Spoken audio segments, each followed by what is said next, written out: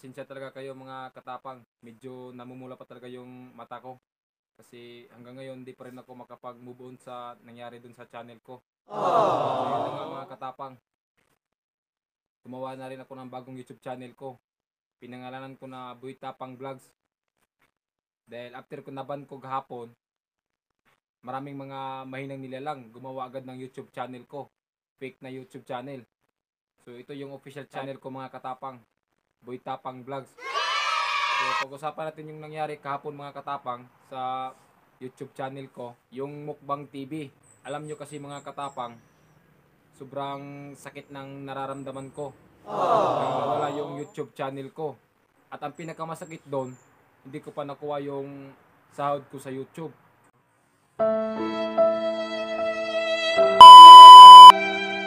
Dahil yung sahod na yun mga katapang,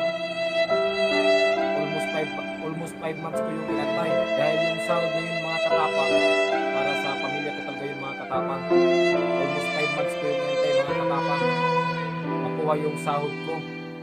Dahil malaking tulong na po yun mga katapang sa pamilya ko. Dahil umabot na po yun sa 300k yung kinita ko sa YouTube. Pero di ko man lang nakuha.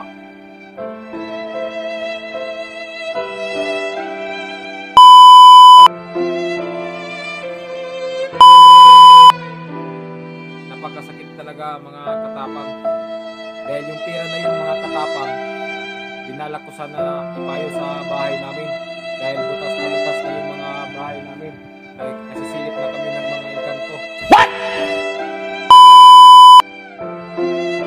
At balak ko sana na bilhan ng TV yung pamilya ko mga katapang para may libangan sila.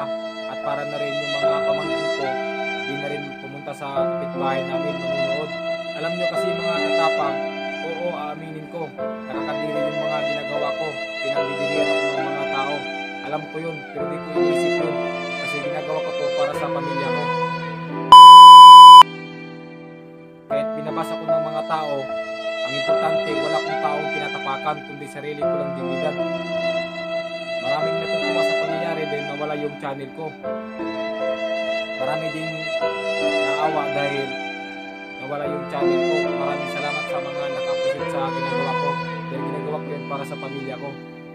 So yun na nga mga katapang, sana suportahan nyo pa rin ako sa mga ginagawa ko kahit mali yung ginagawa ko. Sa mga solid supporters ko dyan, sa mga silent supporters ko dyan, maraming salamat sa inyong lahat. At siyempre sa mga bashers ko dyan, I love you.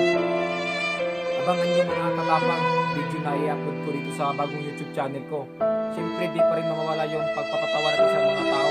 Dahil yun rin naman yung goal ko, magpasaya ng mga tao.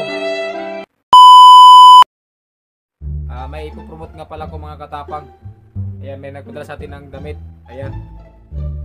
Wow! Napaganda po ng mga food nila. Pang-athlete. Ayan. Ayan po mga katapang.